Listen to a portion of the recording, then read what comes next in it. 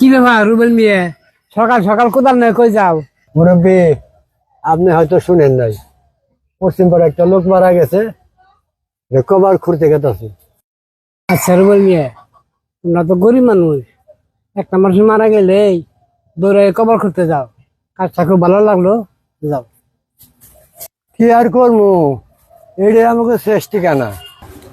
শরীফুল, কালকে দুপুর আলাই বাসার এক লাঙ্গা বাইতে দাওয়াত রইলো তোমার। আচ্ছা চাচা, আপনার লাঙ্গা বাইতে দুপুরে দাওয়াত রইলো, ঠিক আছে?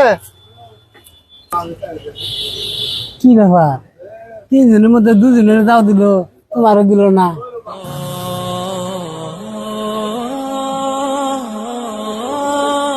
মুরব্বী, আমি গরিব মানুষ, তাতে যা কি করবো।